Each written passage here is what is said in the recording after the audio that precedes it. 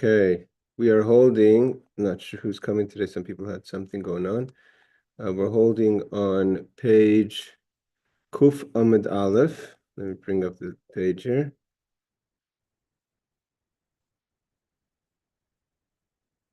Okay, we're holding on page Kuf Amud Aleph. Question here. Okay, Kiyasar Abdimi at the bottom of the page. Kiyasar Abdimi Amar Kadosh Baruch Hu. So Kiyasar Abdimi, when he came from Eretz Yisrael to Bavel, he said, also the Kadosh Baruch Hu litin l'chol tzaddik v'tzaddik migloi umsoi. He's going to get a full handful, so to say, of blessings. As the verse says, the pasuk says, Baruch Hashem yoim yoim. Yamois is the same word as umsoi lanu. So blessed Lord who day by day bears our burden. God is our salvation, Selah. So Ha'el Yeshua said Amalei Abaya. So that's the word Yamas is, so it's a full handful that Hashem is going to give the Jewish people of blessing for the tzaddikim in the world to come. So Amalei Abaya said to Rav Dimi, Efsher here, we're holding page 100 and A on the bottom. Can you say that Hashem is going to give a full handful to save blessing? But like Farnamar, mi madad v'shamayim bezeres tikoin, that it says in Yeshaya, who has measured the waters in the hollow of his hand and made it out to heaven with the span, meaning the span from his pinky to Hashem's thumb. So you can't measure. You can't sort of say take in the measurement of Hashem. So how is it possible to say, how can a person receive a handful from the Holy One, like he says? It's not something we could receive. It's too great for us, so to say. So Rashi explains, you're going to get full of God's blessing in the positive way of a handful. So Abaye says, can we say that? How can a person receive such a large blessing, so to say? There's nowhere to put it, it's so large. The whole world is only like the span of Hashem's hand, which is like from the thumb to the pinky. So how could you say that a person, an individual, is going to have such a blessing when it's the size, it's greater than the size of the world? He just says that, and Yaakov says that Reb Dimi initially was saying that, well, what's the idea of arm? Why is it a handful? Because it says, talking about tzaddikim that are are learning Torah, studying Torah day and night. And so it says about Torah, the Torah is given in the right hand, like it says, B'yamina eish das lamai. So the schar is mida connected mida. So if you're learning in the hand something that was given from the hand of Hashem, the blessing is also coming from that kind of level of the hand of Hashem. Okay, but so Abaye asked him that basically that it seems like the blessing is, so to say, too large for us to handle. That's basically the nakud of the question, the point of the question. So Rav Dimi answers Abaye like this. Omar, he says, "My time why haven't you not made yourself familiar with Agada, a part of Torah? The Amrei area, the Amrei b'marava mishmei derava bar Mori." So they said in the west, which is referring to Eretz Yisrael, in the name of Rava, the son of Mori, that Asa Kadosh Baruch Hu litin l'chot tzadik v'tzadik shalosh me'es ve'asara ilmos. Shayolmas, right? Hashem is going to give in the time of Mashiach each tzaddik 310 worlds. Like it says, Lahanchil, I'm going to give as an inheritance, Oyhavai, to those who love me, Yesh. Yesh is the number value, Shin is 300, and Yud is 10. But Oitzrei Seihem Amali, and I'm going to fill up their treasures will be filled. And Yesh, the Gemorah says, B'gematria Tlas Me V'asara Havai.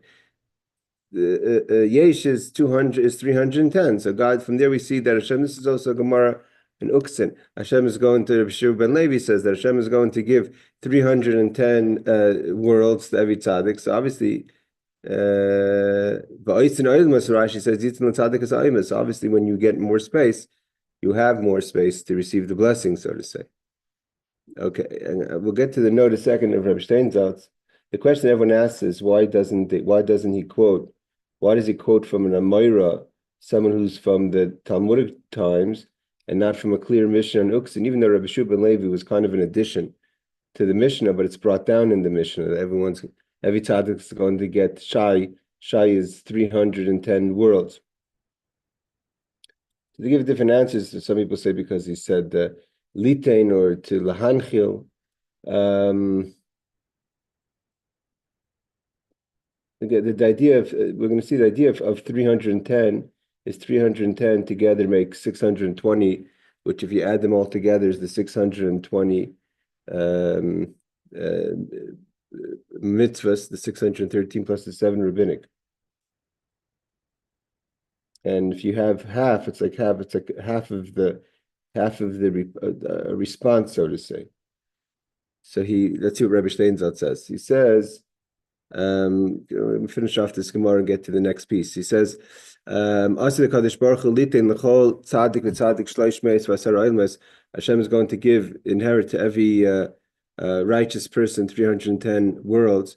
Many sages question why the statement is cited here in the name of Anamora, meaning of Rava Bar Mari, while the last Mishnah in Oktzin, it is cited in the name of Rabbi Yeshua ben Levi. Again, Rabbi Yeshua ben Levi himself, but he was right after the time of the Mishnah, and he's quoted in the Mishnah. Sometimes we haven't quoted in Avos as well. Some distinguish between the formulation there, that it says who will be quait, and the formula here is he will give. Apparently, though the final phrase in the Mishnah is not an integral part of the Mishnah, like I said, because Rabbi Yehuda Nasi was before Rabbi Shua ben Levi, but nevertheless, but a statement that was later appended as the conclusion to the Uktzim, but nevertheless, he should have quoted it from Rabbi Shua ben Levi. Okay, other people asked this question as well. So what's the idea of 310 worlds? So many interpretations have been suggested with regard to the source of the number. Some explain that there are altogether 620 mitzvahs, meaning 613 Torah laws, 7 rabbinic laws, so together 620. They're corresponding to this 620 letters in the 10 Commandments. Okay. Each righteous person is fit to receive all of these worlds corresponding to the number of mitzvahs that he fulfills, as each complete soul is divided between male and female. Together they achieve a completion each of receiving 310 worlds. So basically, who he says this, the Torah Chaim says that because a man and woman are together one unit, so one unit together, each one gets 610. As a unit, they're supposed to fulfill the 620. I saw others say that they only count 5 of the Rabbanim, Chanukah, Megillah, Tisha B'Av, Eruvin, and Yadayim, Netilas Yadayim from Shlomo Melech. So it's 618, and you have to have a majority. So what makes you a tzaddik? Obviously not a tzaddik. It means if you have the majority, you're more good than bad. So you're 610. 310 is above the average of 600 above the half mark of 618. Okay, who says that? I think the Ein Yaakov as well. Okay, so the Gemorah continues. Taner Meir Omer B'midash. This is a famous Gemorah. B'midash Adam Moeded, as a person measures others or other things, Moeded Imlai are measured for him or her. Meaning to say, we are treated how we treat others. Hashem treats us as we do things as the response. You don't get blessings that are not in accordance to your own behavior. And the verse to support that is that the word it says b'sa'a sa'a b'shalcha tirivena. This is a verse referring to tzedakah. That in full measure, when you send her away, you contend with her, which is a pasuk in Isaiah. Is b'sa'a is a measurement. So b'sa'a sa'a mida keneged mida. When you send away the poor person, this is referring to a poor person. When you send away the poor person with tzedakah, so for every amount of you give, you get back. That's b'mida she'adam moeded in life. What you do, you get in response. So b'sa'a sa'a. That's what some others say. Like it says over here. If you're going to give a poor person the full amount, so then God's going to give you a full handful back. If you give a little, you're going to get back a little. famous idea that you're loaning God when you give tzedakah, when you give charity. So God is the recipient with the poor person. So he pays back on behalf of them both the poor person and God himself. It's like it says over here, he brings down from Teretz Chaim, when a person gives charity to a poor person, as if he's giving tzedakah to Hashem. Like it says that God stands, the Malva Hashem Chayin Dal. God stands on the right side of the ani. So since God is the recipient, so he's also the one who returns. B'mida sha'adam sha'adam moided. One second, I think we're missing 2 lines over here. B'mida sha'adam moided im madad v'nasin tzedakah. If a person gives charity to a poor person, v'lay chafnav, in a full way, the Kadosh Baruch Hu moided b'chafnav nice and light. See, there's a little bit of a so to say, of this is where you see that you get a more of a blessing. So he's saying, what's the more of the blessing? Is that when if you give a measured amount, so you then you get a measured amount back. If you give a full amount, let's say a full handful, right? So a child's handful could contain, I don't know, let's say holding beans or marbles, right? Can contain a certain measurement amount. If I give the full handful, as an adult, I could carry much more. 1,000 times more than that is Hashem, right? Infinite times more than that is Hashem. If you're going to give your full amount, a full handful, that's the most you could give, as much as you could grab in one hand. Hashem is going to give back as much as he could grab in a hand. And Hashem's blessings are infinite. So again, the more you measure, Hashem is responding to the measurement. When you give full amount, even though your full amount is nothing compared to the full amount of Hashem, but it's your full amount, so that Hashem gives a full amount back. That's what Rashi is teaching us. All right, I'm going to read a little bit as it continues, because you're missing the last 2 lines of the page. Or we're missing here in the last 2 lines of the page. Rabbi Shura says, can we say that? How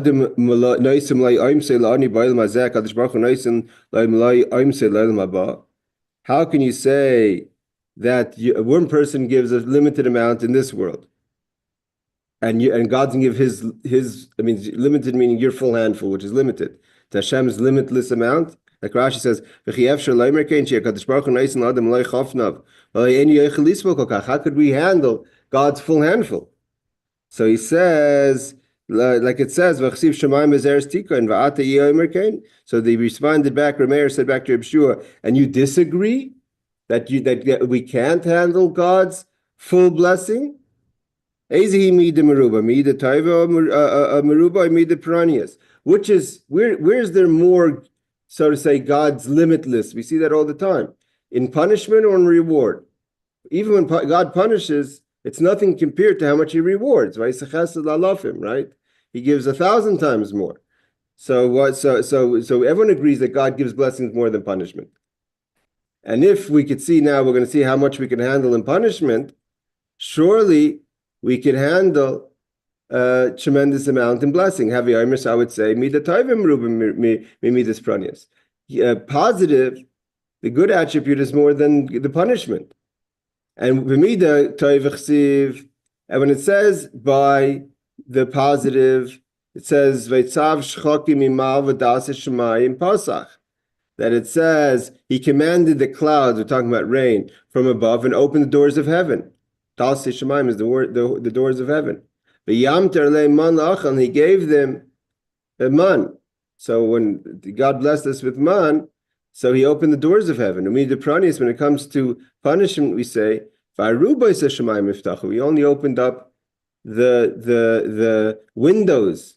Windows are obviously smaller than doors. So we see that in punishment, we get much less than we get in reward. And if we could handle, now we're going to see in a second, if we could handle, unfortunately, tremendous punishment, then surely we could handle tremendous reward. Again, what Rameir is saying is an amazing thing. We're talking about Palapashat Yad, Naisin, we're holding Purim now. It's the time when one gives tzedakah.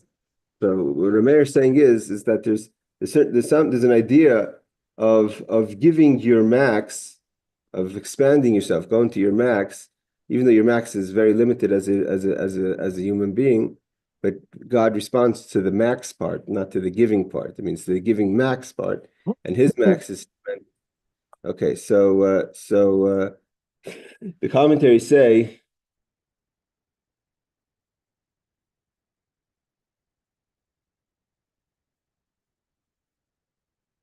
He says the Riyaf says that Reb Shua's question wasn't if how could Hashem give it, because we already said that He gives everyone Shai Elmas 310 worlds.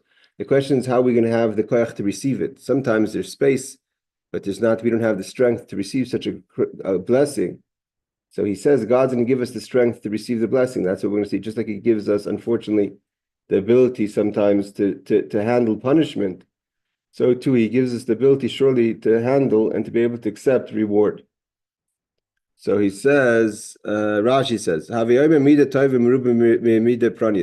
we have to assume that the positive, God's ability to give us the koyach to take positive is greater than the negative. Because when it comes to giving the man, it says the doors of heaven open. When it comes to punishments, it says arubais. It says windows. Videl is called the aruba. The dal daruba yesh videlis. He says there's 4 windows per door, so it's 4 times, as it says in Yuma, in Perek Yom Kippur. Alma mida tovim aruba. Now we clearly see that one could handle more positive than negative. Therefore, one should not ask. He's saying on Rabbi Yeshua should not ask on Rameir. Not that how could God give the reward, but how do we have the strength to receive such a reward? Because we're going to see in a second that when it comes, unfortunately, to punishment, that when it comes to hell, it says that we're going to have the ability to handle a tremendous amount of pain, unfortunately. So Koshken, even more so, surely God gives us the ability to handle blessings. So he says, the famous, the Tanya brings down the idea from Job, that from the Ramban, that the Ramban Nachmanides says that a lot of times we look at this world and we see punishment, we see pain, and we look at it from the perspective of the pain, but the Ramban quotes that it's a chesed, because the pain in this world is so small compared to the pain in in hell. Better to be punished here, he says, than to be punished in hell. The Ramban says that as bad as the things were for Job, that's not even a small percentage of how that could be magnified in hell. So therefore, it seems really bad when it's here, but in comparison, it's not. Okay, not that, God forbid, anyone should have to suffer, not here or in hell. So he says, the Reb Steinzalt says, what does it mean, Arubas Hashmayim Niftachu, that the windows of heaven are open? Some note another difference with regard to the reward. It is stated that God opened the doors. By contrast, with regard to the punishment, a passive verb is used, and the windows of heavens were open. It means open just by themselves, as opposed to God proactively opening the door, as though they opened on their own. This is the Marsha says. So it's not just the size, but the method of giving. The giving of the door is forthcoming, and the punishment is just opens on its own. Now, what does it say about negative that we should learn from this in positive? So Rameir continues, when it comes to punishment, so it says v'yatsu v'ro. It's talking about actually not in hell. I'm not sure how you're going to define it, hell or not hell. It's bad anyway you cut it. It's talking about how things are going to be in the world to come, and after the Mashiach, when there's the war of Gog and Magog. So it says v'yatsu v'ro b'figrei anashim. You can see the carcasses of people, hapoishimi, those who sin against Hashem, kiloi toilaatam, that ki toilaatam leitamus, that usually the worms, so to say, that are eating up at the corpses, they eventually die out. But God's going to say, no, they're not going to die. They're going to continue to eat at the corpses. V'isham leitikab, and the fire won't go out. Usually, a fire just lasts so long, you can handle so much fire. And they shall be an abhorrence to all flesh. So it's going to be a pain that you're going to be able. That God says when Mashiach is going to come, there's going to be for the dead of Gog and Magog. God's going to make it that their body's going to be able to handle a tremendous amount of pain, that the worms are still going to be eating and the fire is still going to be burning. So here he says, if I'm in this world, as soon as I put my finger into the fire, it burns. That's it. Just like God is going to give in the time of Mashiach, the Rishayim, the ability, like it says by the splitting of the Red Sea, that God made the Egyptians suffer, that they were able to withstand the pain.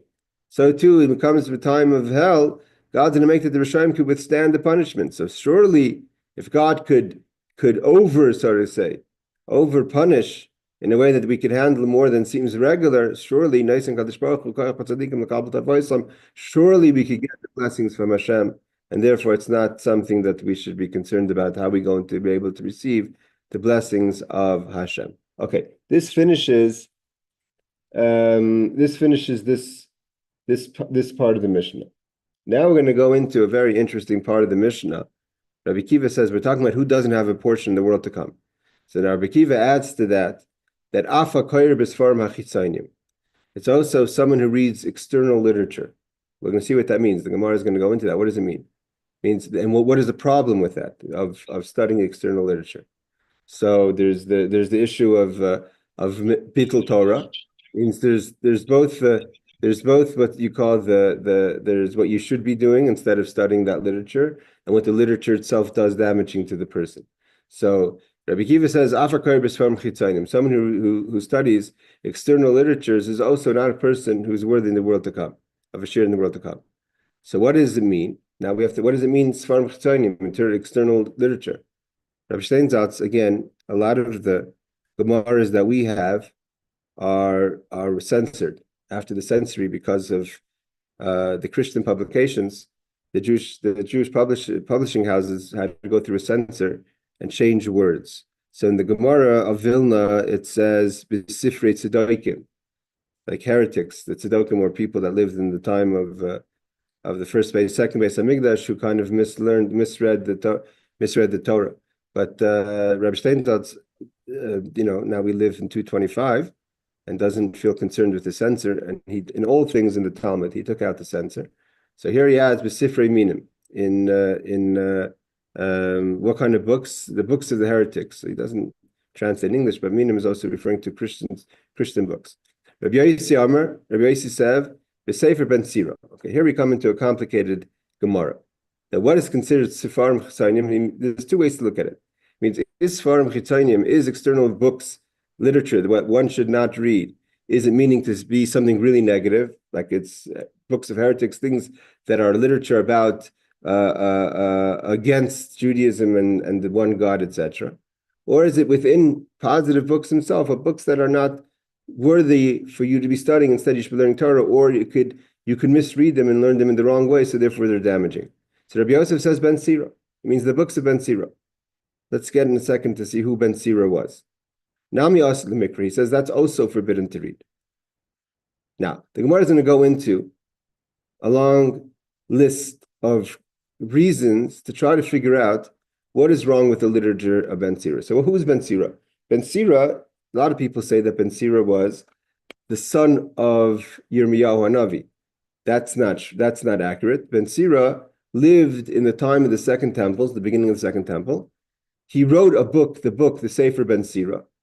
The book of Ben Sira is full of seemingly holy ideas, so much so that the rabbis had to bury it to say that they didn't want people to think that it would be considered part of the Tanakh, part of the written law, the written Torah.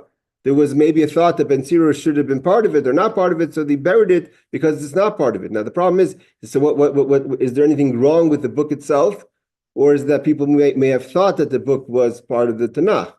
Ben Sira lived in the time of the Second Temple, in the beginning of the Second Temple, just at the end of the prophets that we have of the Tanakh. He knew Shimon HaTzadik. I listened to a little bit of a podcast to get some history on Ben Sira. The famous tefillah that we have on Yom Kippur, like the whole description of how the high priest came out of the Holy of Holies during the service of Yom Kippur. Who authored that tefillah? That's Ben Sira. Who is he referring to? Shimon HaTzadik, his colleague. Shimon Tzaddik was the high priest in the beginning of that second temple. So he was around that time. His name was Shimon Ben Sira or Yeshua Ben Sira.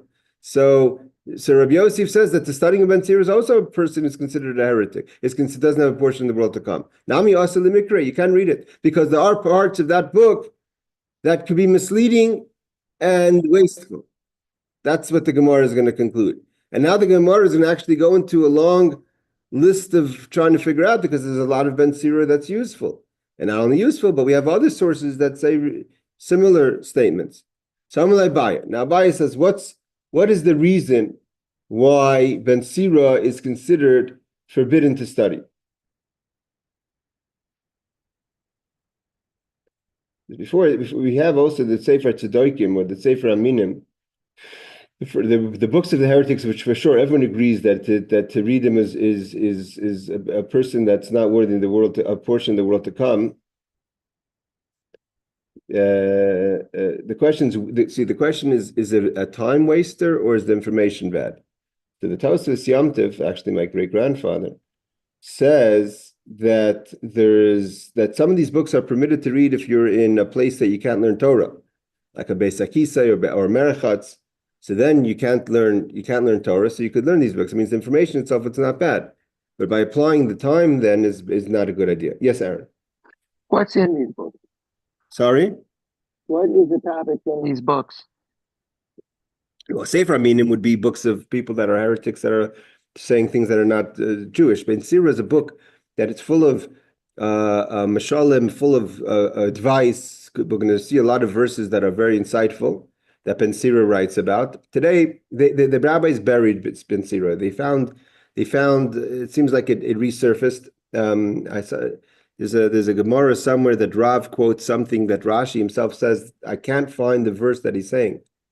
And Rashi himself says maybe it's from Ben Sira. But at some point, Ben Sira resurfaced, whether they found Ben Sira in a Geniza, in a hidden, so to say, place in Alexandria, Egypt. So it resurfaced, and then I think they found parts of Ben Sira in excavations of the Dead Sea Scrolls. In the Dead Sea Scrolls, they found some of Ben Sira. In the books of Ben Sira is like, you would read it like you would read maybe, it seems like one of King Solomon's books. It's full of ideas, but it's not considered biblical. And it's not biblical. The concern is that they hid it. They didn't want people to think that it's biblical, and that could lead to studying it in a way as if you're studying biblical and it's not. So you think you're studying Torah and you're not. There's a lot of explanations given to what's wrong with Ben Sira. For instance, the wording over here is hakoirav b'sfarim. Koira doesn't mean that a person who's shoyne. Shoyne means to learn. Koira means to read. Reading is more casual. So if you're going to read Ben Sira because you think it's one of the Tanakh, which is almost like learning Torah, and it's not, so you're not, then you could spend hours reading something and you're not studying Torah. There's all different kind of angles of what's the concern. But fundamentally, the Gemara is going to come down that there's certain verses in the Ben Sira's publications that it quotes that are problematic, or Rabbi Steinsaltz gets pretty aggressive. He calls them foolish. Whether the point is foolish, wasteful, or misleading is already up for interpretation. Excuse me, I still don't understand why it's a problem. It's his way of interpreting the Torah, or it has nothing to do with Torah? Well, that's the question. No one argues that Ben Sira was a special person. He wasn't a heretic, God forbid. He was a person that lived in the Second Temple. But he's not part of Torah. So the problem is that because he was published as if he was part of one of the books of Torah, so people may study it as if it's Torah when it's not. Meaning to say, it's not written as one of the 24 books of Torah. So in order for people not to study it, because it was so similar to the, so to say, the style of Torah, so the rabbis felt that it was damaging and they hid it. Again, it only resurfaced not too long ago. People today are studying it all the time, and I think it's mentioned in Christian literature. But we'll see. We're going to see that in a second. The Gemara is going to go through many verses from Ben Sira that it had available, that finally it's going to find not too many of them that are problematic or foolishness or misleading. The idea is basically that the people are maybe not able to study it in the right way. Again, well, I saw a nice explanation that says hakoirav b'sfarim chitzonim. It says just reading it, not hashoyna, learning it. So if you're reading it and think you're studying Torah and you're not, he says over here, Okay, so therefore he says the Tosfos Yom Tov, even some books of heretics are allowed to be read in certain places, allowed to be read in certain places. Again, the question is, there's different opinions. Is the issue over here of wasting time and not studying Torah, or is the information bad? It's not clear where the issue is. Okay, so now we're going to go through the Gemorah is going to go through a list of verses from Ben Sira to see what is the issue here. So Amar Abaye said, my time, what's our concern? So he says, if you want to say, because it says in Ben Sira that it says like this: Loi tintoish gilda meudne deloy laezel mashche lechavla. So he says that seemingly something like what King Solomon would write. He says, do not flay the skin of a fish from its ear. Udne is ozen. This is Aramaic. So that the skin does not go to ruin. What the issue is over there is there's many interpretations. Whether the issue is that the skin by the ear is a problem, or that the skin itself is skinning it. That's how people usually, if you ever see people fillet a salmon, they start from the, so to say, from the top of the salmon. So what's better to do? Not to take the skin off the fish. So he says, Ela tzlei yaseh benura, basically broil it in the fire with its skin, like a lot of people do. And you should eat it with 2 loaves of bread. So that's a verse that the rabbis had from Ben Sira. So Abaye picks that verse to wonder if this verse is, so to say, an issue. Again, the Ein Yaakov says clearly the problem with Ben Sira is just simply that if you think it's Torah and it's not Torah and you're going to learn it, so you're going to think you're studying Torah and you're not. Okay. Tzedokim shekar from Bekel Chai. Rashi says, what's the definition of a book of a tzedoki?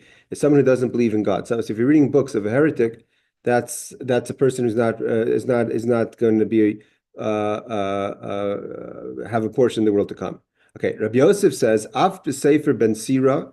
Even if one reads the book of Ben Sira, shesh bar divrei havai. Right? So what's Rashi say? You have some foolishness in the book, or wastefulness in the book. And Rashi says you're going to come to wasting your time. You're not going to be studying Torah. You're going to be studying a book that Rashi says that Gemorah feels is not a good use of your time. So Rabbi says, where are the verses that we have issues here? So if you're talking about the verse of Leisishreit Gilda Miudne, you shouldn't fillet the skin off a fish from its ear. Climber Leititel Irish al dog. Don't take off the skin of the fish. I feel mal ozne, even from a part that maybe is not the best part of the fish, the ear of the fish. You're losing the skin. You're going to end up throwing it out. Better broil the fish in fire, and you'll eat it with 2 slices of bread. You could, because your Ben Sira seems to say that you could broil fish with its skin. It's going to be it's going to be good with the bread. Seemingly, Abaye says, what's the point of Ben Sira telling us this? Why is this important information? Seemingly, that's like Abaye saying, why is that Torah? Why is that important things to know from Torah? What is a gildana? It's the name of a type of fish. Rashi says, why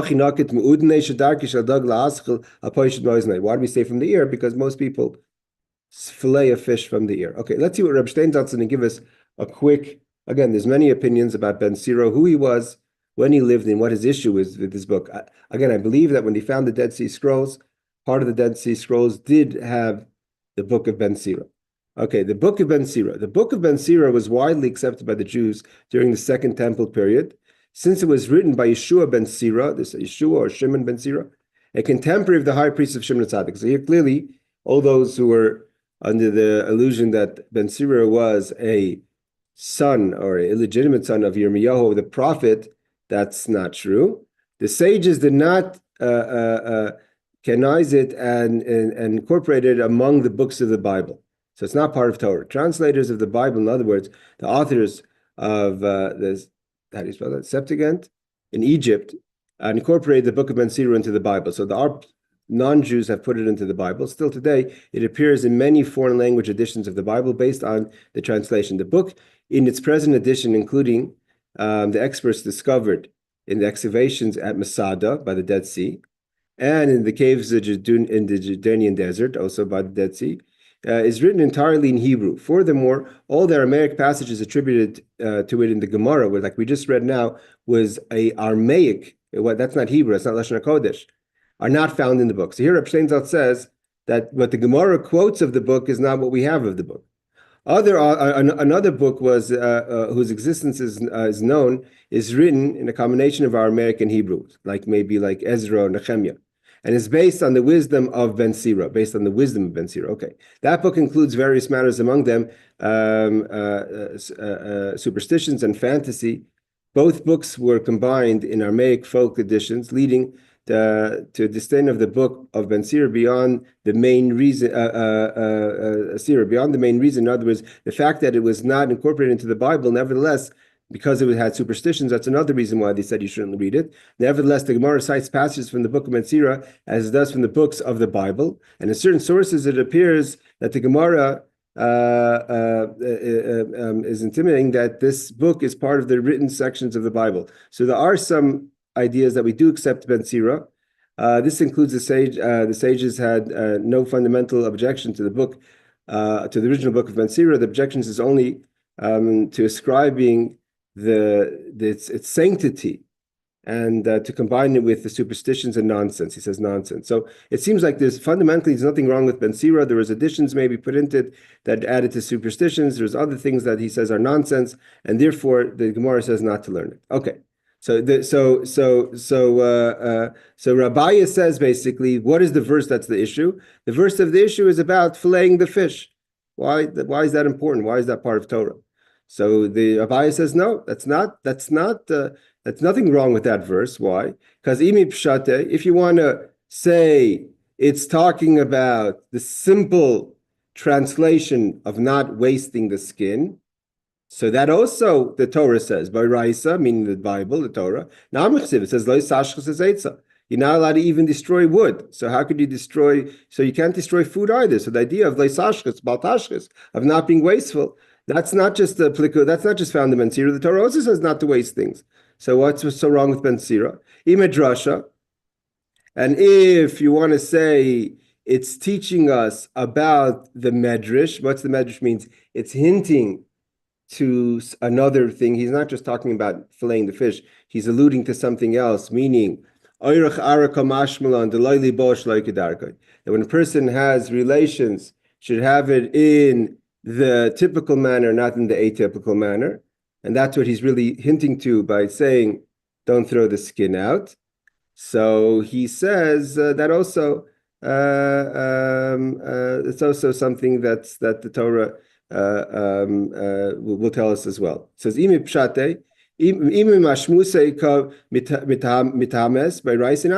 want to talk about the literal translation, the Torah also says don't be wasteful. And also, a person should not have not regular intercourse. What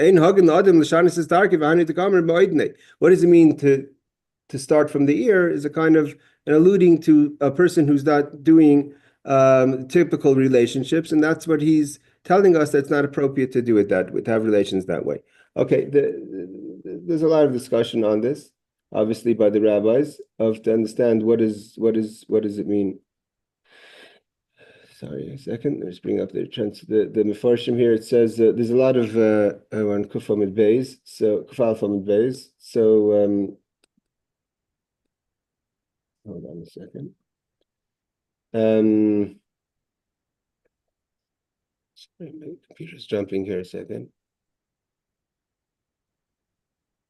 But either way, so far that verse is not a verse that what's going on? Hold on.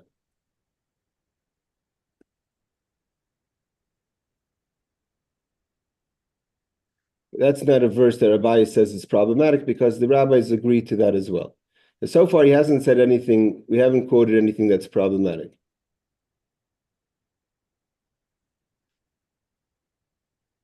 He doesn't quote a verse from the Torah to say otherwise.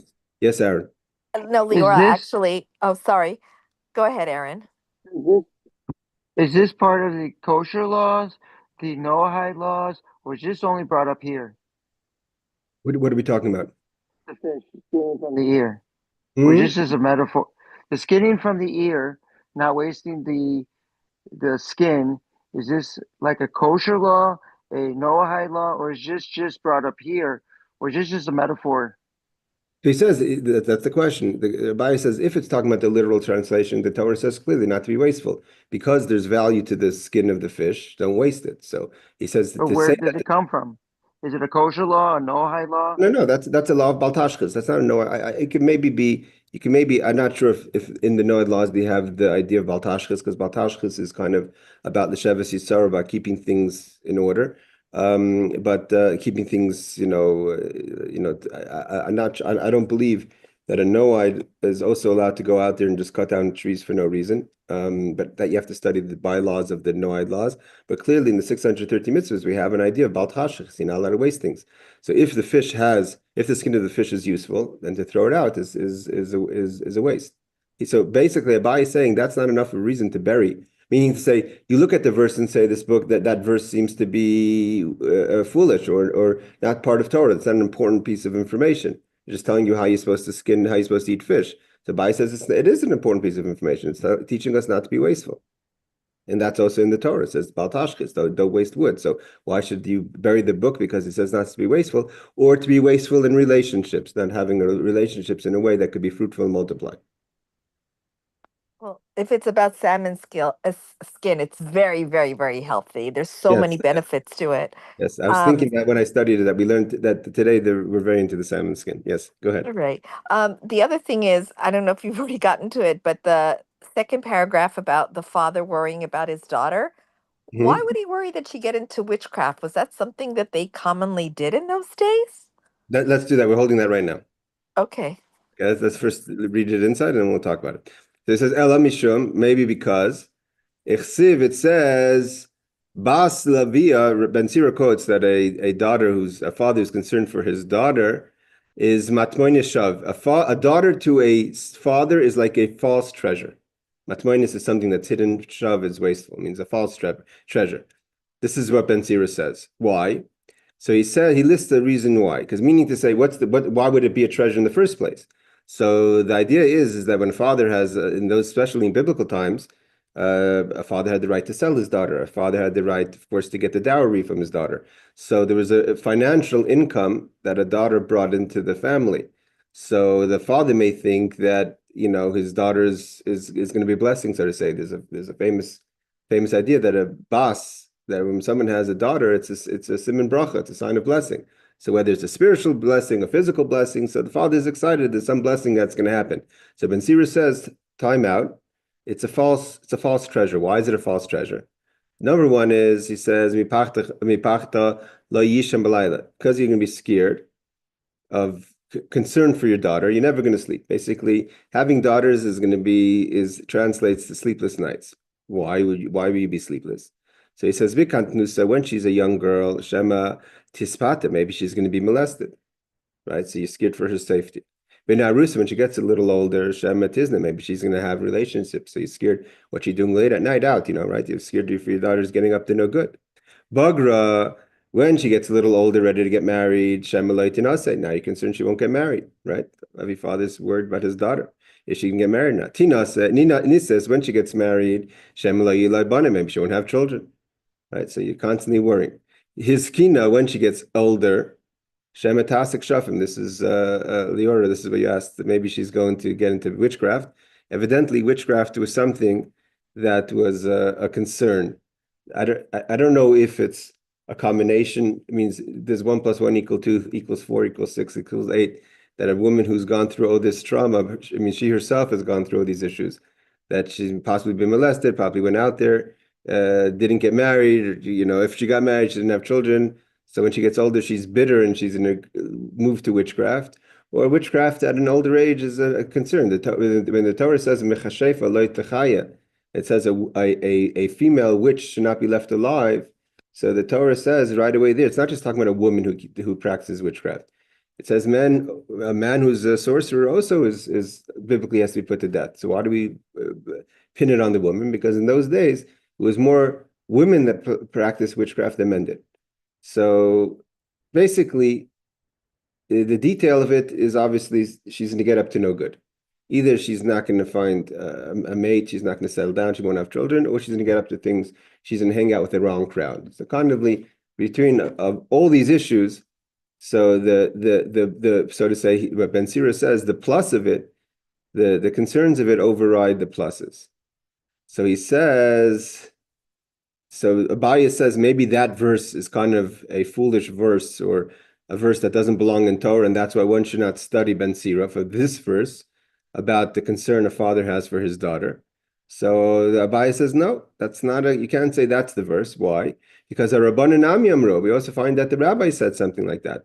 It says, a person has to have, you can't have a world without females or males. So the Gemorah says also, that's easier to have sons than daughters. So you can't disqualify Ben Sira just because he's talking about the concerns a father has for his daughter. Obviously, nothing's changed in 2,000 years. True.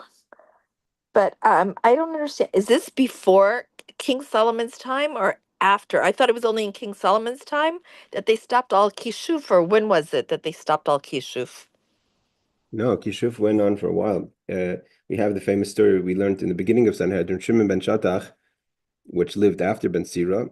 He was the Nasi in the time of right before King Herod, in time of King Yanai. It's about, let's say, 50 years after Hanukkah. He was still killing, as the head of the Sanhedrin, he was still killing witches. He killed, what was it, 70 witches, 80 witches in one night. Wow. Witchcraft, yeah, was we've had many Gemorahs. Witchcraft went on for a long time. It seems like, first of all, there's still places today that it's practiced in remote areas of the world, different types of magic. But it was being used for centuries. They say the tradition has that the Baal Shem Tov, Reb Chanina Medaisa, different people pushed it out of mainstream. They say that the Baal Shem Tov really cleaned the world of witchcraft, but it was going on for thousands of years. But at what time was it that it was usher for Jews to do it? Still usher. I'm sorry? Still forbidden. What do you mean? When is it? No. I thought at first everybody did it, and then it became forbidden to do kishuf. Everybody knew how to do it. There's a verse in the Torah. You can't let a witch live. That's a clear verse in the Torah. Okay. I thought that it was at a certain period that they stopped it, that it became illegal for Jews to do it. I'm not familiar with that, but there's a verse in the Torah clearly that says it's forbidden. Okay, thank you. Sorry. Part of the biblical law, no problem. So what does it mean, la yishan, a father won't sleep? Not that you won't sleep. And anxiety, you won't sleep because you can't sleep. Katana koidim sheivish desaris, it means basically, when she's too young to protect herself is when she's considered a katana. A naira is, halachically, a naira is a girl who's just entering maturity, which is about the age of 12 and a half. And Nairusa Shem, so when Nairusa Shem Tizana Mishibagra Roi Hili Nesuin Lahachi Amr Shleitinase. So basically, when she's a teenager, you're not concerned about her getting married because she's a teenager. She doesn't have to get married. But you're concerned about her being out with the wrong crowd and getting up to the wrong things. Then when she becomes marriageable age, fine, it's time for her to get married, but now you're worried she won't get married. Basically, you never stop worrying about your daughter. And therefore, he says it's not a it may be a blessing. Of course, it's a blessing, but there's also anxieties attached to it. Reb Steinzat says a father may think that since he is entitled to the profits of her handiwork, which is those days, if she worked, if she was a slave, etc., and the money of her betrayal, so she's a treasure. The counter to this belief, the Book of Ben Sira says that her father is that she's a false treasure because there's a lot of concern and anxiety attached to that as well. Okay, so that verse obviously is not an issue because the rabbi said something similar. So what verse is an issue? Because it says Loi sil daiva belibach de gavre giborin kotel daiva. He has a verse that says that do not introduce anxiety into your heart, as anxiety has killed mighty men. So Ben Sira says something that we all talk about today, that that anxiety is not a good thing. So don't allow anxiety to take over a person, because the strongest of people get brought down by anxiety. So maybe that verse is considered, not Torah style. So Abai says no. Shlomo Amara, King Solomon said similar. What did King Solomon say? That daiga belev, daiga, which means anxiety, concern, beish yashichena. What does it mean, yashichena? What means Rabbi Ami and Rabasi? One said yasichena midaitoi, from the word masiach das, so the sin could be a samach. To send it away, it means don't allow anxiety to sit on you. You have to get it out. Talk it out. Oh, either to push it out or talk it out. King Solomon said anxiety is a bad thing. So why would Ben Sira suggesting that is considered a reason to not study him? Davai means daiga, concerns. So let's just do a few more. Elamishum Nechsivka says, Minar Rabbi Mitoich Beischa, Loya Kol Tavi Al Beischa. These are all, I'm a simple person. To me, these are all fascinating ideas. So he says, Elamishum Nechsiv, because it says, Minar Rabbim Mitoich Beischa, that it says, prevent the multitudes from inside your house. Which is, you have to understand what that means, because we know there's this special mitzvah of achnas orchim, of being hospitable to inviting guests. So what does it mean? You shouldn't allow multiple people in your house. Not everyone should be brought into your house. So first, let's see what he says. Rabbi Rabbi also said that. I mean, Rabbi Rabbeinu Hakadosh. Rabbi a person shouldn't have too many people in the house. That to have sometimes bad people in the house, meaning to say, if the commentaries bring down, obviously to have achnas esarchim, to have guests is good, but to have stam parties where people enter the house and not everyone is a good influence in the house, whether the person is going to do bad things in the house or whether the person is going to influence bad things in the house. Too much gatherings that are not with focus can end up bringing ra lisroyeya, to bring bad, negative. So both Ben Sira and Rebbe say that you don't have to be the party home. Basically, means of course to have achnas zarchim is a huge mitzvah, so that's why you have to make sure that we're not talking about a person should not have guests. Don't learn the wrong thing from here. But it's talking about stam having people in the house. Let's just bring down, I think he says over here, the commentaries. The Marsha says it means don't have such an open house where you're not basically monitoring who's coming in, because you never know who's going to come to your house. But if you're monitoring, it is different. Also, the Marsha says we're talking about just people who show up at your house as opposed to people who've been invited to your house. And inviting guests is, of course, a mitzvah. So Rashi says, Minar Rabim Oisam She'ein Lecha Esek Imoy Minah Mitech Beischa. So Rashi says the people that you have no association with, you should maybe not. They shouldn't be just entering your house just like that, because again, you don't have no association with them. You have no idea of knowing what their influence is. So what's the difference? It means if you read what Ben Sira says, it seems like he's saying two things, but it's really one thing. He says, don't allow multiples in your house. Not everyone should be brought to your house. What's the difference? So Rashi explains that people that you don't know, you have no business with, you have no esek with them, you have to definitely be careful who comes into your home, right? Everyone knows that. Be careful who you allow into your house. Then he says, "Afilu oisim shatim sasik imam," even people that you have to do with, not every time you have to have them over. Means you may think that I have to constantly have them over. He said, Rashi said, but basically we see from both Ben Sira and Rebbe is a certain idea of comfortable distance sometimes is required in a healthy environment.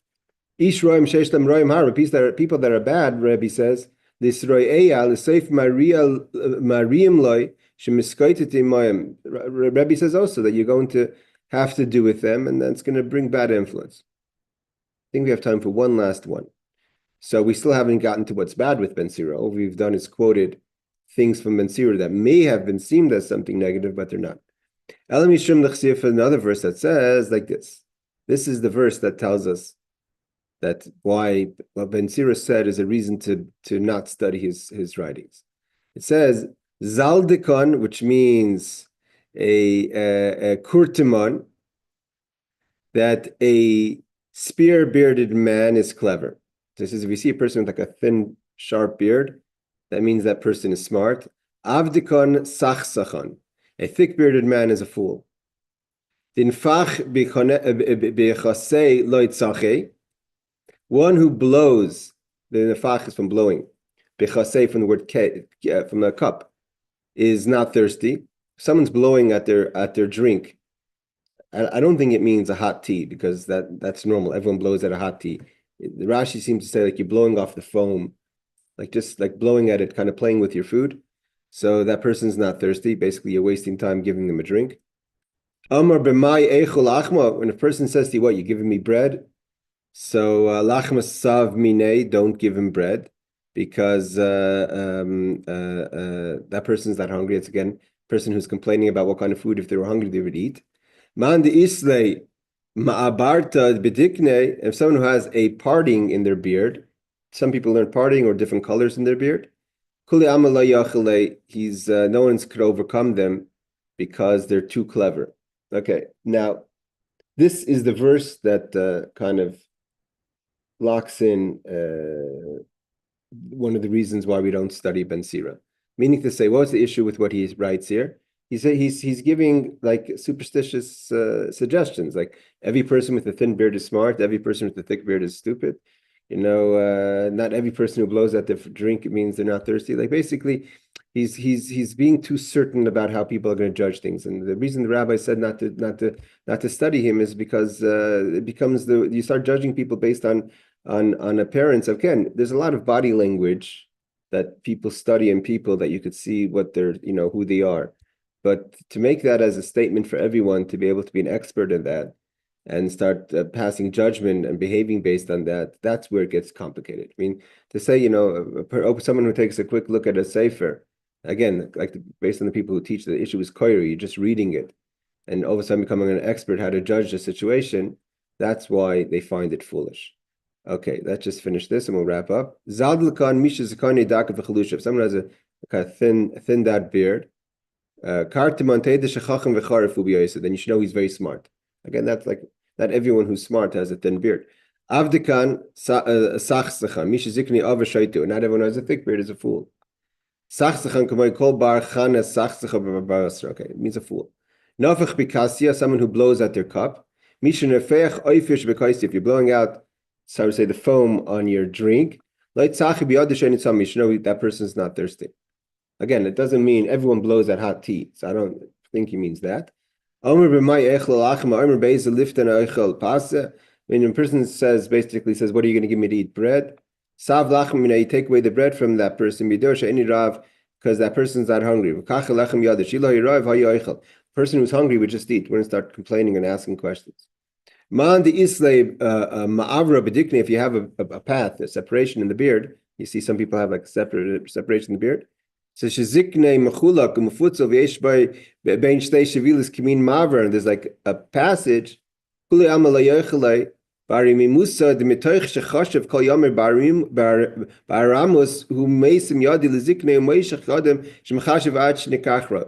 so here he gives a reason why a person who has a split beard is smarter than most people. What caused the beard to be split? Not natural growth, but he's thinking so much that he was pulling at his beard and caused it to separate. So that person is ahead of the game.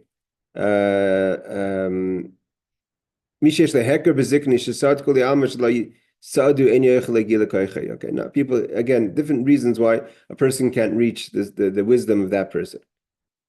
So Rabbi Steinzot says, we'll stop here and then next week we can finish off a lot of positive things about Ben Sira. Some explain that the statement caused the sages to render the book forbidden, not only because it is inaccurate advice to say that everyone who has a thin beard is smart or a thick beard is stupid, but also because it could compromise one's faith. One who believes that external inborn indicators determine one's personality traits, will make no efforts to address his shortcomings. Oh, so here we're saying that Yad Ramah says a good point. It's not only that you're going to misjudge others, you're going to misjudge yourself. If you have a thick beard, you're going to say, well, what do you want from me? I'm a stupid person. Everyone who has a thick beard is stupid. So you're not going to work on yourself to try to fix yourself, because you're going to say that my looks or my physical appearance dictates what it's going to be, because he will believe that everything is predestined. What does it mean a thick-bearded man is a fool? Some explain that a thick-bearded man is one who incites quarrels and has radical opinions and is intolerant of the opinions of others. Okay, again, I'm not sure why, but what does he mean by a fool? He means a troublemaker, basically. What is a passage in the beard? Some explain that this means that he has a beard of two colors, black and white, the Aruch says. I mean, it's not a passage physically, although all that said, and that's the reason why they buried his book. And we stop here because Rabbi Yosef now says there are a lot of positive things that Ben Sira says.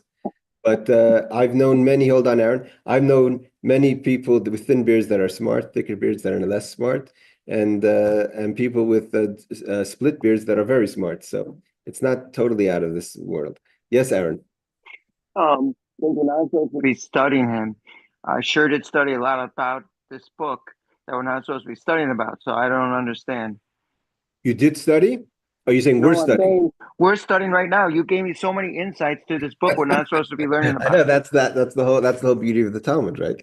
The Talmud, that's Talmud 101. So you're getting a hold on, Liara. You're getting you're reading, you're learning what you shouldn't be learning about. But the point is that you're understanding, first of all, again, like Rabbi Steinzal says, I think Christian publications have put in Ben Sira into the Bible, which we don't have. So you have to understand it's not Torah. But there's a lot of wisdom. We're going to continue with the wisdom of Ben Sira going forward. That he does have a lot of wisdom. And again, no one says he was a bad person. Tzedokим is authors who are bad, negative people. Whoever he was, again, 99% of who I checked on Ben Sira is not the son of Yirmiyahu and a colleague of and there's again, I saw a very nice explanation. The idea is casual reading versus learning. But you're right, Aaron. Point well made. Yes, Leora. What he was talking about, not letting people into your house, a home, that sounds more like Pele Yoetz talks about that also, about Ayin Hara, that they come in and they may give Ayin Hara to the home. And if you suspect someone of that, don't bring them into your home. That's you should know that in general. First of all, Ayin Hara is a subject on its own. How we deal with Ayin Hara, that's a tough subject. That aside, because some people, the Rabbis thinking was, the Rebbe used to say that Ayin Hara is only dangerous when you give it weight. It means the person's always worried about Ayin Hara is the person who's susceptible to Ayin Hara, right? The children of Yosef said, the Gemorah says in Sota, we're the descendants of Yosef and we don't have Ayin Hara. Ayin Hara doesn't affect Yosef because Yosef was very broad, but he wasn't concerned with it, therefore it didn't affect him. Yeah, Ben Porat Yosef, Ben Porat Yosef Ayin. Exactly. So that's a lot of there's a lot of thinking about that. But at the same time, I was trying to finish off with the story that my grandfather, when he was a Holocaust survivor, my mother's father, and these are a whole bunch of kids that came out of the Holocaust with nothing. And he made his way to Los Angeles with my grandmother, and he started a business, and he was the first of his people, and he was very young, to buy a home. And he had older brothers, he had older friends that were a little older than him. And he was concerned that if he bought a home, even though it wasn't like in 1945, he bought it, let's say 1960s, early 60s, but he was still from the first to buy a home as a sign of success. And he was concerned that there would be an Ayin Hara if he did, if he, from buying a home, all of his friends, maybe his friends weren't so successful. And the Rebbe told him that he should make a Chanukah Sabayis. And like you're saying, inviting people into the home could bring Ayin Hara. So how do you avoid the Ayin Hara? Honor everyone to speak. Like kind of involve everyone in it. So there's ways of dealing with Ayin Hara in the home. But it could be that Ben Sira is referring to a Rebbe. It seems like Rebbe is talking about not Ra as in Ayin Hara, but more as in bad influence. Okay. I have a question. I saw recently on the internet that they're talking about the Book of Enoch. Is that one of ours, or is that a Goyish book that they said has been banned? Because now that you brought up this book was banned. Enoch? Yes. Is that something that from our literature? religion? Do you know the Hebrew name for it? No, I don't know what it is. I'm It would not have been sure. easier if I knew what Book of Enoch is. And they spell it Enoch. Enoch. I'm not familiar, but that doesn't mean it's. I have to check, and I'll if I find that, we'll talk about it next. I actually heard from Rabbi Ariel Bar Sadok Yeah. on the History Channel. He's like a Kabbalist, and he talks about aliens and UFOs and ancient aliens. He does say that you know that it was a very holy book, but because it was so holy and contained so many like mystical, supernatural, spiritual experiences and secrets and stuff like that, that it was not like a canonized in the Torah, but it's not banned. It was just not like incorporated in the I think you can mean the Book of Enosh. Yes, exactly. Enosh, exactly. I just looked up and yes. Google. It says Chanoch. Chanoch, sorry, the Book of Chanoch. Yeah. That's that he lived before the Mabul, before the Mabul. Before the flood. Yes, he was like Methuselah's father or son or something like that. Yeah. I'll look into. These are obviously not part of literature, and obviously, like Ariel says, they could be having things that are out of our pay grade. So maybe that's why he was buried.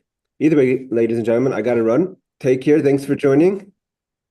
Thank you. Let's see you next week. Happy Purim to everyone. Happy Purim. Thanks for answering my question.